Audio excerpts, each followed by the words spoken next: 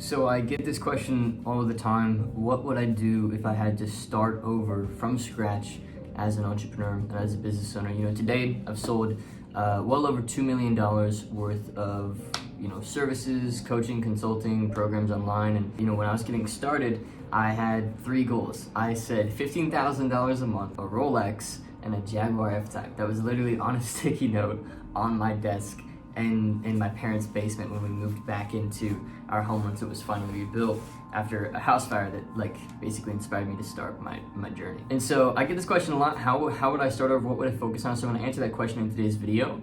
And I know that a lot of people really look up to the journey that I've had. I honestly feel super small. I feel like I'm just getting started, but a lot of people really admire what I've been able to build, and so they wanna know, what they're really asking is what should I be focusing on? So I'm gonna kind of make this 2-pronged. The first is gonna be what I personally focused on when I was getting started, what I think I would do. And then I'm gonna give some advice to the beginners who are really just trying to get off the ground. Here's what I would do if I were just getting started again. I would just figure out one income producing skill, and I would get to a place where I have a consistent stream of working and clients. Whether that takes me a year or 2 years, or it takes me 2 weeks, I just need one income producing skill and a consistent stream of clients. I don't need to look cool. I don't need to, be any bigger than I actually am. I don't need to have a cool personal brand or anything. I really just need to have clients, make money, and serve them well. Whatever that is, back when I was an agency owner there for a minute, I built, sales funnels for people. So I used a software called ClickFunnels that actually build people's landing pages and websites and funnels to help them sell their services and products and programs and whatnot. And so that's probably what I would do. I'd probably get back into building funnels, and I would read a bunch of sales books and marketing books, because I think that that's the most fundamental skill for every entrepreneur is sales and marketing. So that's probably what I would do. And then I would just join a bunch of Facebook groups. I would start a niche YouTube channel and start talking about these concepts and start getting on the phone with prospects and selling. That's what I did. That's what I would do. And I would also challenge myself in my environment. So I'm having a really weird hair day today. I'm just covering it with a hat. You can see these little flies right here. But it is what it is, I guess. And so, the whole idea of that 0 to 1 phase is, in my opinion, it's not so much of a skill issue though, because it's really easy for me to say, oh, just learn an income producing skill, get a stream of clients, and move from there. But really, it's a belief issue. It's a self-image issue. And so if I could give my beginner self advice, I would say look at how you perceive yourself before you look at what you're going to try and do. Instead of trying to start a business so you can get money out of it, become the sort of person that is valuable enough to that business that they then deserve the amount of money that you say that you want to have. And so what does that person do? Who is that person? How can you work on yourself to become them? Because I believe that we are at our core nature very fluid characters, and we can shift our identity and our reality by just doing inner work on ourselves. And so that's what I actually believe, and I don't think it's very overly spiritual. I just think that humans are a lot more moldable and changing than we sometimes like to think about. So that's the first thing, is that I would develop an income producing skill. I would start working on my self-image and start really listening to the voices in my head about, what am I saying about myself? Why am I saying these things about myself? So I could work on myself and observe what I'm saying and change it. And then the last thing I would do is instead of trying to build a business in 3 to 6 months, I would start looking 2 to 3 years out. So I would have a specific amount of money that I want in the bank by 3 years' time. A specific amount of money, very specific about it. Whether it's $200,000 or $300,000, or it's $1 million, or it's even $50,000, whatever it is, just get very specific. I want this amount of money liquid in the bank, and then do some conservative math. So do worst case scenario math, and this is what I do currently.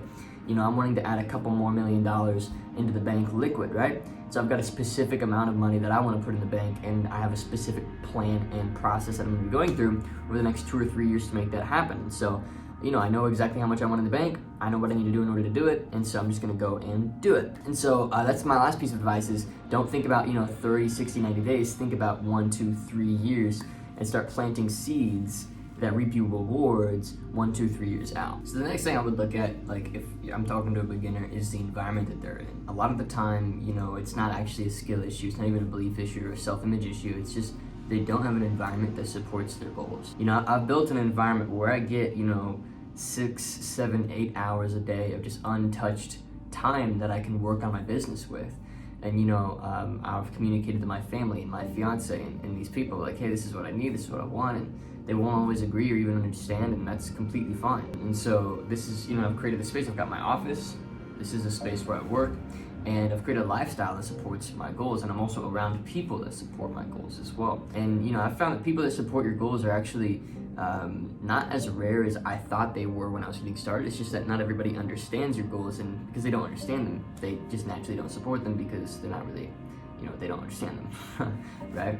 But when you get to know somebody, often they will support your goals because, to be frank, people who love people want to see people win. And so if you can give that love out, you will get that love in return, and you will have a supportive environment that enables you to reach the goals that you have. Yeah, to boil it down, environment, self-image, pick a clear amount of money that you want in the bank, liquid, and start doing the math about what you have to do to get there.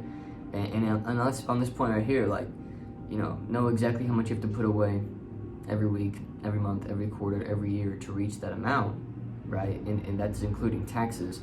And then have that amount very clear set in your head, because to be honest, until if you don't have a clear aim of this is the amount of money I'm trying to get and by this time, to be honest, you're just going to be kind of scrambling and going day to day and month to month and year to year, and it's not really gonna, if you don't have a plan, you're planning to fail, right? And so it's really easy to forget that as a beginner entrepreneur, just because you're just getting started doesn't mean you shouldn't have a clear aim of what you're trying to achieve. So I had the goal of doing $100,000 a month in my business. That was the goal for me for the longest time.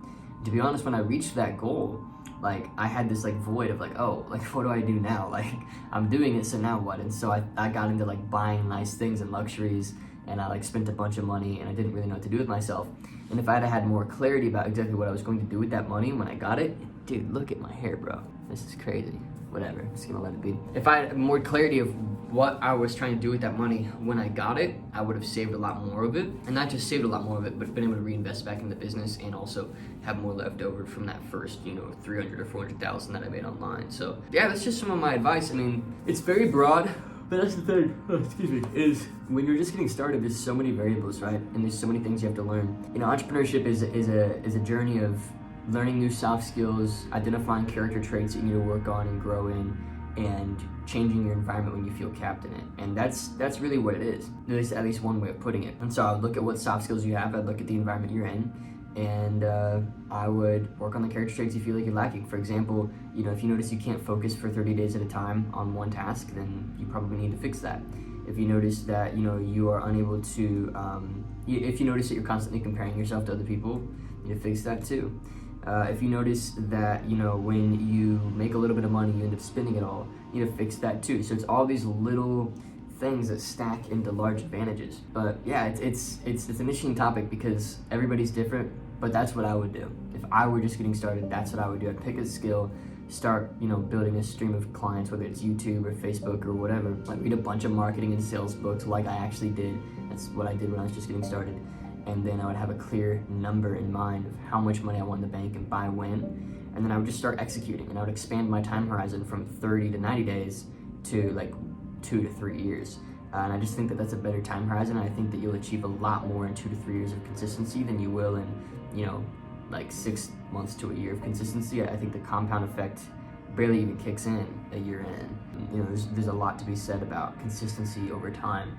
And you'll find that your reputation serves you really well when you serve your clients well, and your clients, are happy that they're working with them, and it's just, the reputation. So anyway, hopefully this has been a valuable video. I know it's a little bit all over the place, but that's what I would do if I were just getting started. And let me know if this has been valuable for yourself. Leave a comment down below, and I'll see you in the next one.